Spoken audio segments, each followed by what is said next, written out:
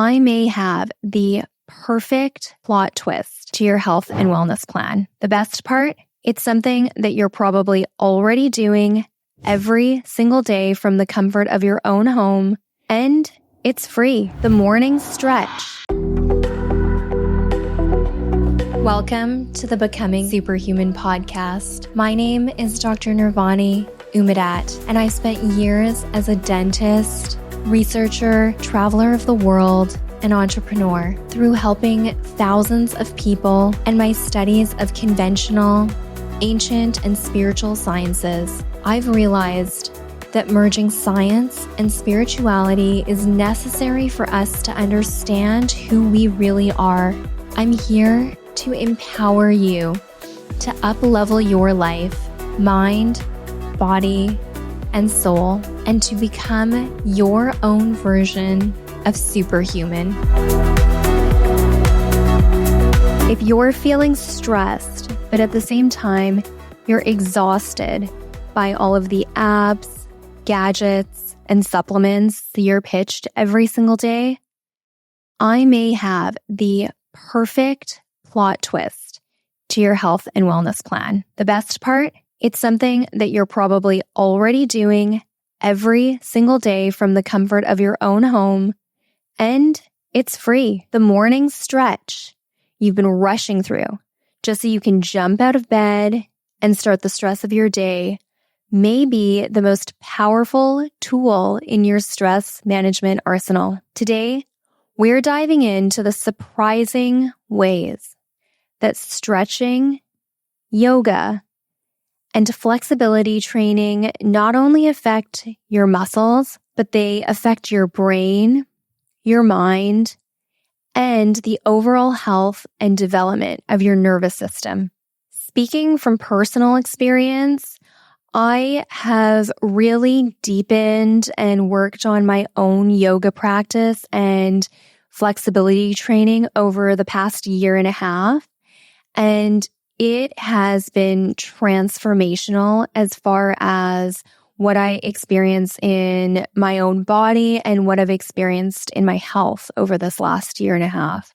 There are obvious and gratifying benefits to my yoga practice that are very physical and serve as positive reinforcement and motivation for me to keep going. But beyond that, I've also found that my sense of self and really being connected to the deeper parts of my body and truly my intuition and certainty of self has really been the most unexpected and beautiful part of this practice that I've developed. And these benefits are really unseen yet undeniable.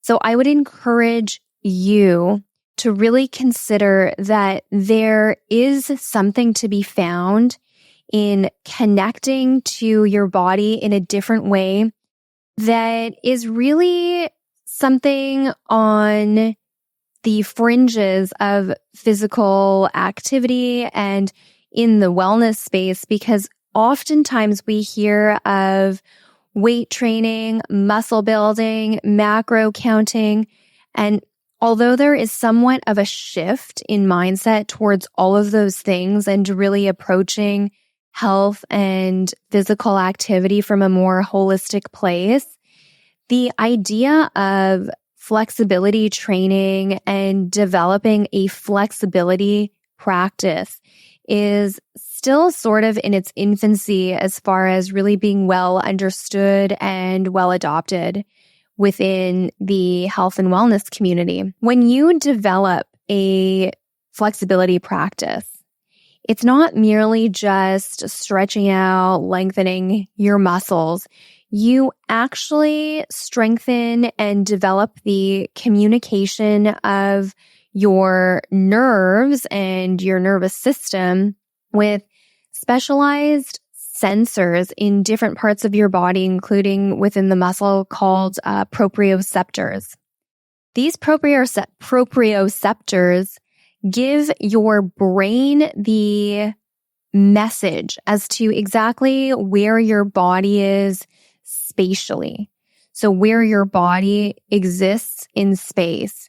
And because there is that connection now of your brain understanding where you are, where different parts of your body are, over time, you also develop a better sense of where your body is intuitively. So in a very chemical way, very physical way, there is this strengthened communication between different parts of your body that channel through your nervous system and eventually end up in the brain and then give you this more well-rounded understanding of what's happening with your body. And as that becomes more familiar to you and becomes more familiar in your brain, your intuition or your deeper sense of knowing yourself also strengthens and develops around that. And that has been a really important part of what I've noticed for myself in my ability just to really feel beyond physically understanding the muscles and understanding what's going on in my body, but to know or to feel, I'll say, meaning that from a deeper intuitive sense, what I can do, what I can't do, where I can push, where I shouldn't push. These are things that are really hard to put into words and describe. But as you continue a practice of flexibility training, perhaps that's in the form of yoga, but really understanding that stretching and building these connections within your nervous system is an important part of that intuitive strengthening as well. You understand your body in a completely different way.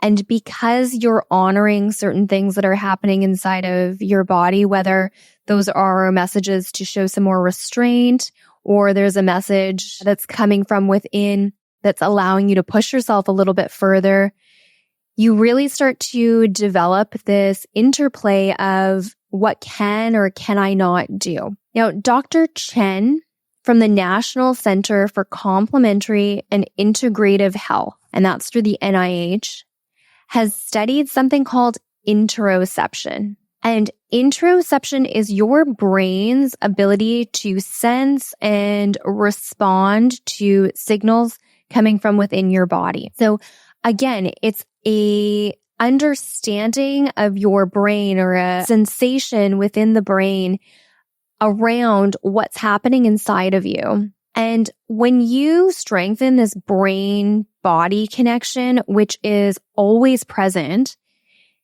when we say things like brain-body connection, it almost makes it sound as though these things are separated from one another and they exist as separate entities and we have to bring them together. And that's misleading because the brain and the body are one.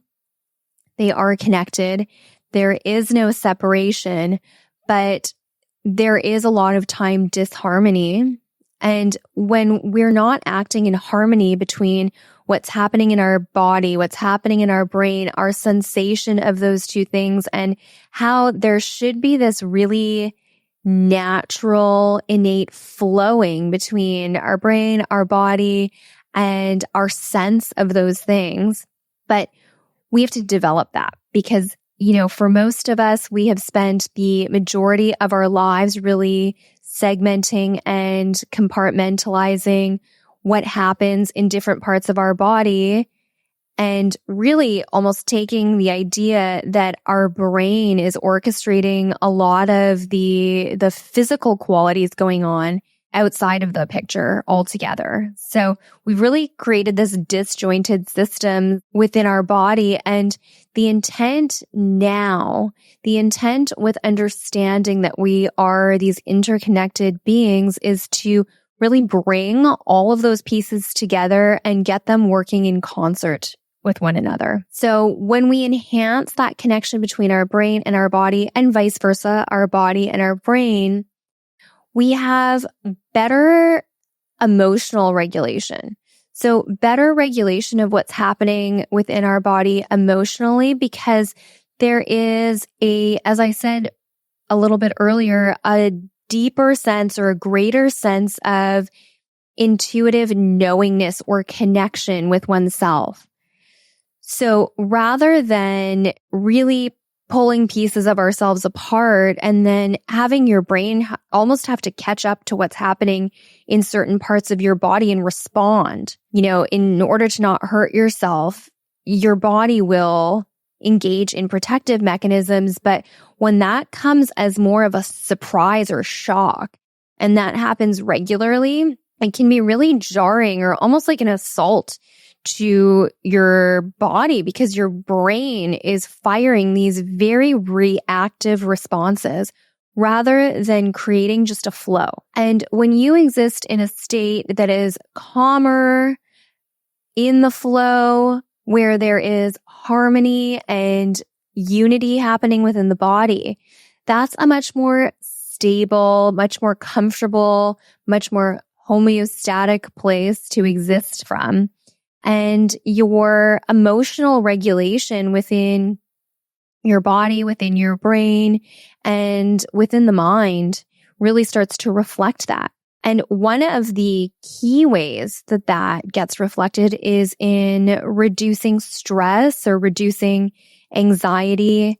And that is, for a lot of people, such a huge benefit to physical activity is, really recentering your body, feeling comfortable within your body, and getting the benefit of not being so reactive or not so stressed out. And this is something that has been widely published. I mean, this has been talked about even by researchers at Harvard Medicine, but the benefits of developing some type of strength and flexibility training, including through yoga, and how that reflects in a lower sense of stress and anxiety within the body. It also improves your self-awareness. And this goes back to the interoception. So your brain literally being more aware of and attuned to what's happening within your body. And then you being more aware of and attuned to what's happening within your body. So the brain is an organ within the body. The mind is a complex field that's really taking information in from the body, from the environment, from unseen forces, meaning different fields that we interact with constantly, and integrating all of that information and then allowing you to sense the integration of that information in a particular way. And when you have a low sense of awareness, you also have a lower sense of how your body, the field that you're dominantly residing within, is interacting with your environment and vice versa. So yoga, stretching, flexibility improves these things. And because it does so, you overall have this greater sense of self, a greater sense of awareness of your body and what's happening within it, and are better able to function overall. And this is from a place of physicality. So you're better primed to deal with stressors because you've got more, as I mentioned earlier, of a flow happening within your body and throughout your body.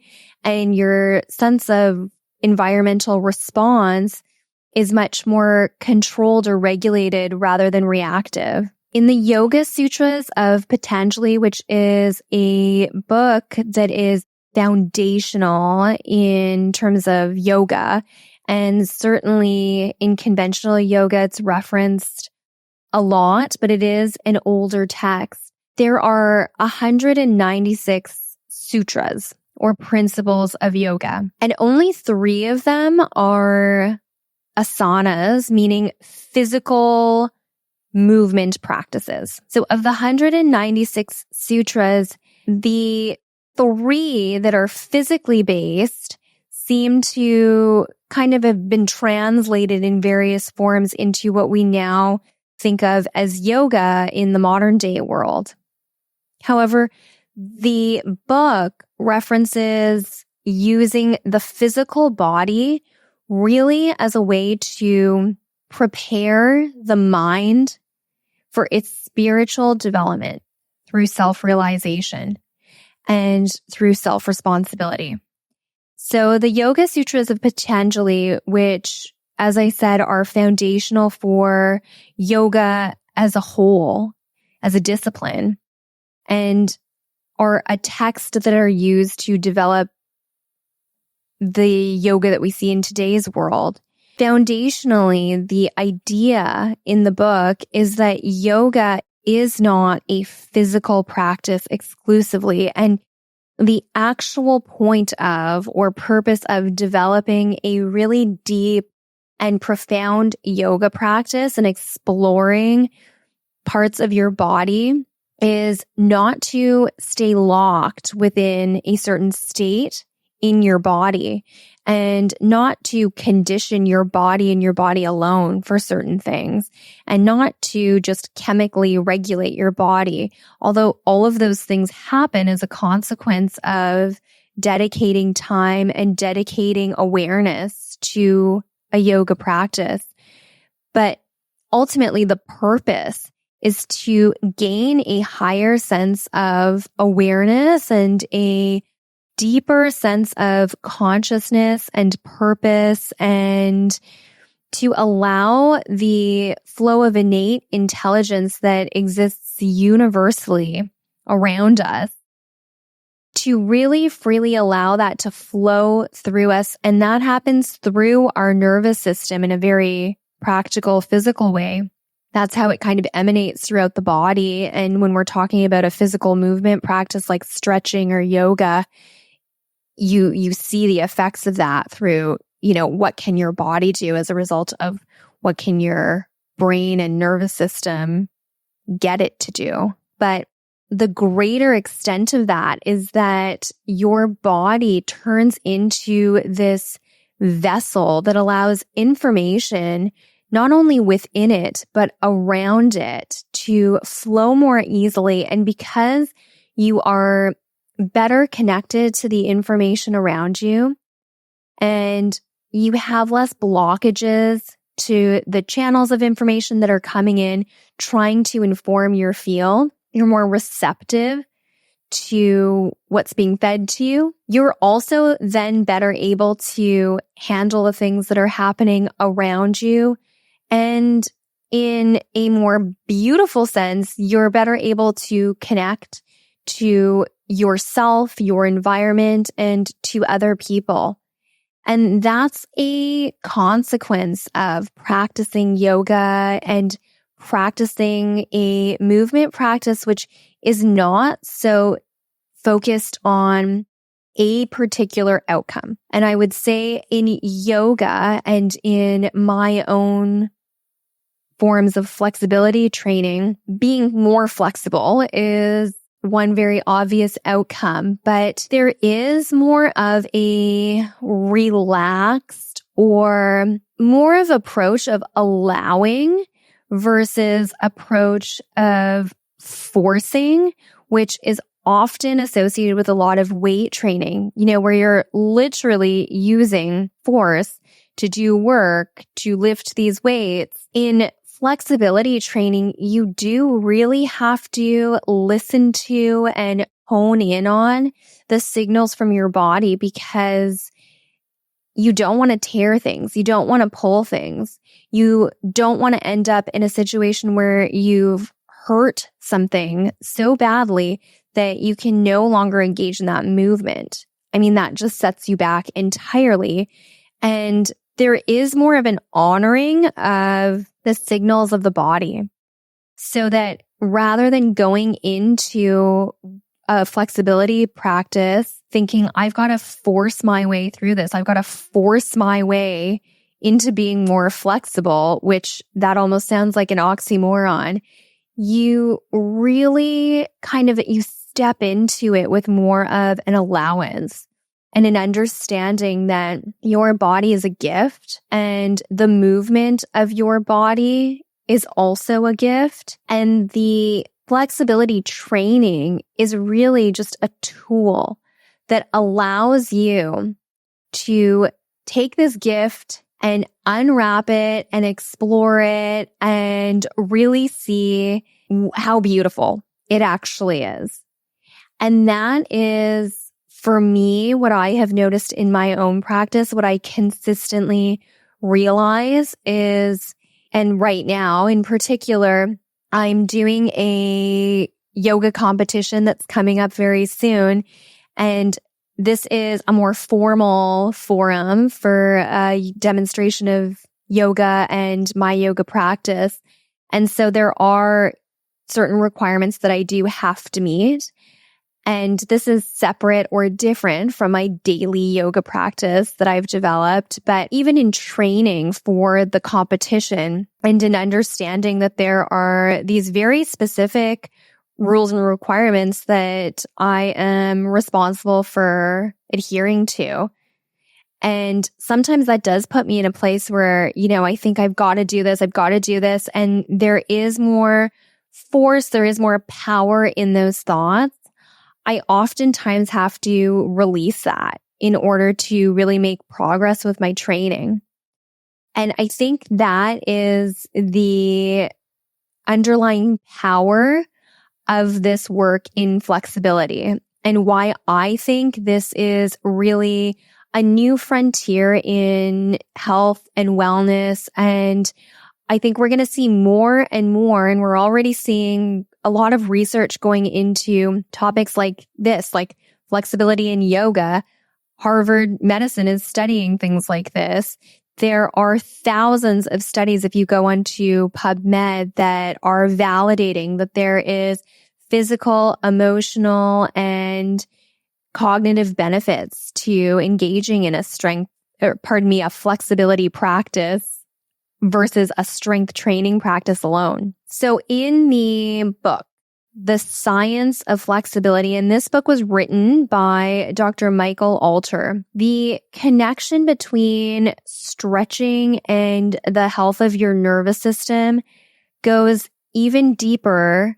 And that is to say that when you engage in controlled stretching, conscious stretching, when you really start to listen to and honor the information that you're getting from your body, you actually help to regulate your autonomic nervous system. And this is the system that is responsible for your quote unquote fight or flight responses. So the ANS or autonomic nervous system is responsible for stress responses. So by engaging in flexibility training, engaging in some kind of yogic practice, you're regulating this system inside of your body that essentially pushes out stress response and regulates the up-leveling of stress response in your body. So when you're now engaged in a practice where that stress isn't showing up because your autonomic nervous system isn't firing at the same level, overall, that results in you experiencing a greater sense of calm, a greater sense of peace within yourself, and less anxiety, less stress about your day. And when you're not operating from that anxious, stressed out, high cortisol place, you also are able to make clearer decisions. You're able to give situations a clearer level of objective thought because you're not coming from a place of reactivity. And that's something everyone could use, is just a little bit more calm, a little bit more clarity, and a lot more peace around the thoughts in your mind, around your decision making, around your processing of the things that are happening in your life. Like, these are all beautiful outcomes of a very intentional practice that you can develop quite easily in the comfort of your own home. One of the main ways that this comes about is through improved vagal tone. So the vagus nerve is the longest nerve in your nervous system, which essentially extends from the brain down to your abdomen or your large intestine. And when you have improved vagal tone, just to reiterate some of the things that I've already mentioned, you have more resilience to stress. You have improvement in heart rate variability, which is a factor for stress and anxiety response. You have enhanced clarity in cognitive function. Overall, because you have all of these other things, sleep quality tends to go up. So this improvement in the tone of the vagus nerve, or the functioning and coordination of the vagus nerve with other parts of the body, results in a higher sense of self-awareness, and that interoception, or the brain's awareness of the internal processes that are happening within the body. Now, as I said, the vagus nerve is the longest nerve in our body. And in spite of this, it is one of the more underrated, less talked about nerves in the nervous system, although it is connected to many parts of our body, including the heart, the lungs, the digestive tract.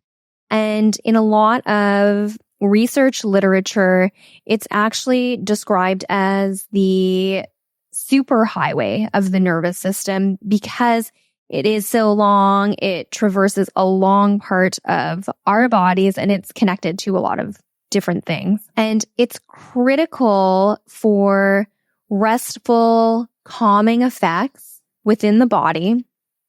And this is because it is intricately linked with the parasympathetic nervous system. So the calming, restful part of the nervous system. The sympathetic nervous system helps you during stressful responses. The parasympathetic nervous system helps to calm you down. It helps to decrease your heart rate. It helps to decrease your breathing rate. It helps with things that you don't necessarily need during times of stress, like digestion. It helps to upregulate your digestive function. And because it is wired in your body, for lack of a better way to describe it, to really initiate these calming effects, there is now a lot of research going into how an improvement in the tone of the vagus nerve is related to these other areas of improved quality of life, decreased stress responses, and overall enhancement in clarity and objective levels of cognitive function. Now, there was a systematic review, which is a high level of research that's done, that was published in the Journal of Evidence-Based Complementary and Alternative Medicine, and the author was Manoj Sharma. And he discusses that with as little as 30 minutes a day of yoga or a stretching practice, significant changes in stress reduction can be seen.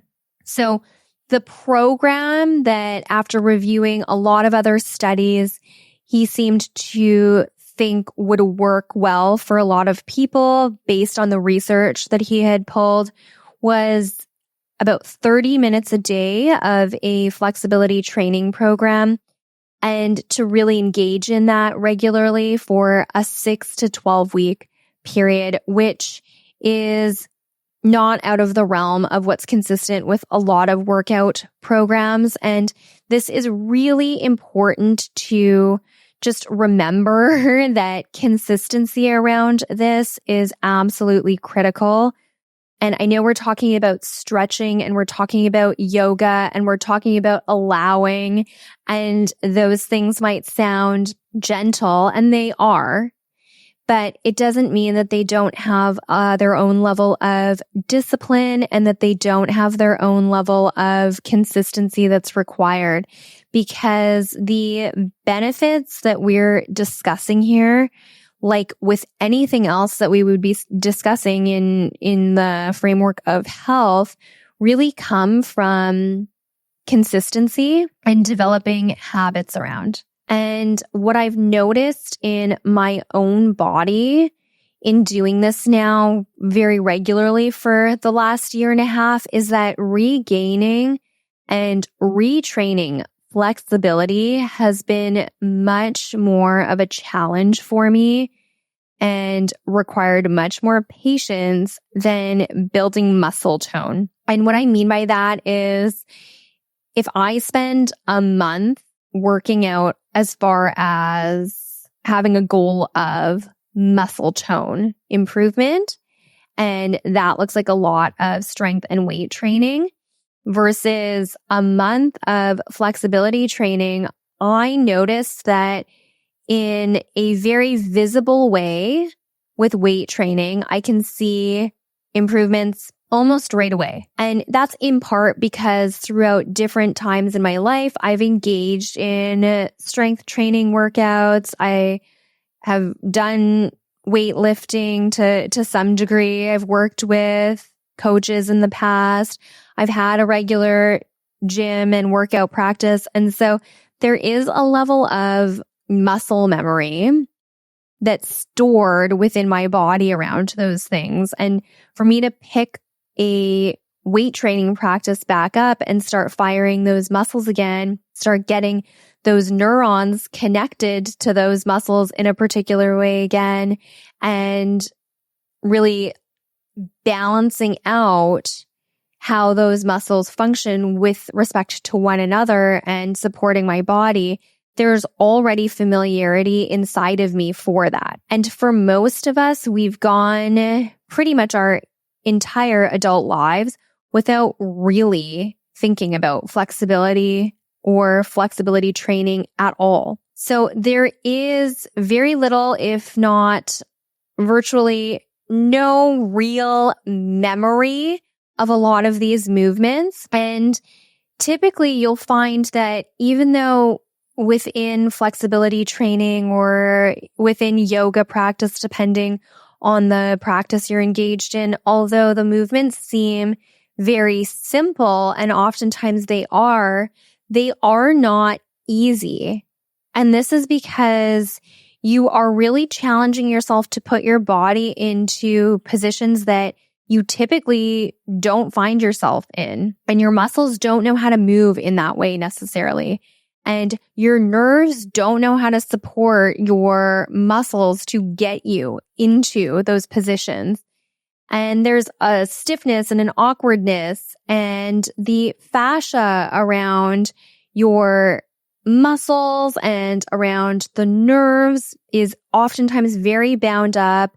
And all of this to say that if you start engaging in a flexibility training program and you find it frustrating because you find that you are stuck or you feel locked out of a lot of the movements that you're trying to get your body to do, don't feel frustrated. I know this is going to sound a little corny, but just allow it. Allow you and your body to be where you are and allow that to be okay. And just make a note that that is not good enough. So it's okay to be there where you are.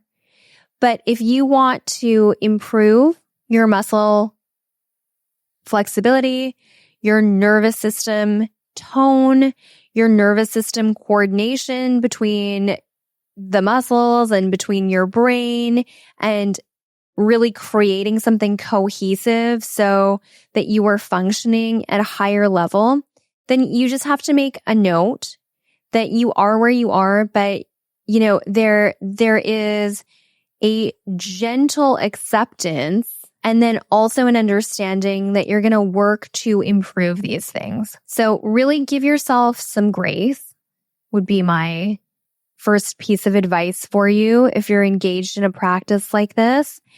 And allow it to be what it is. And also give yourself permission to acknowledge those things and know that you can do better. You can be better. You can improve. And just the fact that you're stepping into this particular practice is a massive step towards developing your body in a new way and really honoring your body in a way that a lot of health and wellness practices tend to forget. So you are picking up traditions that are ancient traditions, and the wisdom of that ancient knowledge is being carried through in everything that you're doing with your practice. And eventually that starts to inform your field and your body changes. And those changes, and I mentioned some of them at the beginning of this episode, but those changes in not only your body, but your sense of self, your self-awareness, your confidence, your intuition, all of those changes are so worth it. Some tools I would suggest that you pick up if you're interested in developing a stretching practice. I own these tools and love and fully advocate for them are a yoga wheel that's going to improve your back flexibility. And it's something that I would suggest using passively whenever you can. So when you first get on it, it's going to feel uncomfortable and like something that you don't necessarily want to be on. But the more time you spend on a yoga wheel, the more you're going to love it. And it has truly changed my level of back flexibility. But it's something that you really can put behind your back, lay back on, and you can use this when you're reading. You can use this when if you're just on your phone scrolling through emails or doing work. You can use this if you watch TV. If that's something you spend your time doing, you can lay on it while you're watching TV. So it's something that you can really build into your life and can be used in a pretty passive way. The other thing I would suggest picking up is a foam roller. And that is really just to help you roll out a lot of the bound up, sticky muscle and fascia that are probably all over your body, because they're all over everybody's body. And the more you do this, the more you realize how true that is. But pick up a foam roller. And again, that's something that you can use when you're doing anything pretty passive. So, watching TV, if you just want to jump on the foam roller, roll things out before you go to do something like clean the house, that's something I personally do. So it doesn't have to be something that takes a ton of time, takes up a big part of your day, but just really working these props into your everyday life so that your muscles and the fascia around the muscle start to get the sense that flexibility and lengthening and stretching are things that they're going to have to take on in the very near future. And then thirdly, I would say that if you're trying to develop a yoga practice and generally feel quite tight or quite stiff, yoga blocks are also a nice idea because these are a prop that you can use in a variety of positions. But when you're in a particular posture and you don't necessarily feel like you have the flexibility for it, yoga blocks are just a nice aid to give you a little bit of support and make you feel as though you have that quote unquote crutch or the support of the block itself, but still allow you to get into a posture and they can be adjusted. So, they go into 3 different heights based on what you're doing and how you position the block. So depending on how flexible or inflexible you're feeling one day, you can modify how you use these things so that they work for you, they work for your practice, and eventually really just help support the development of whatever postures you're doing within your flexibility training program. Before we wrap up, I want to emphasize the importance of the mind, body, and spirit connection. And that this is not just some new age idea, but that it is important to know it's supported by hard science, and there is constantly new research that is emerging that shows just how interconnected our physical environment is to our physical health and our neuronal health, and then our overall sense of personal well-being and consciousness, and how we relate to ourselves, how we relate to others, how we relate to the universe around us. And our nervous system is this intricate yet beautifully designed pathway for us to channel information throughout our body, from our environment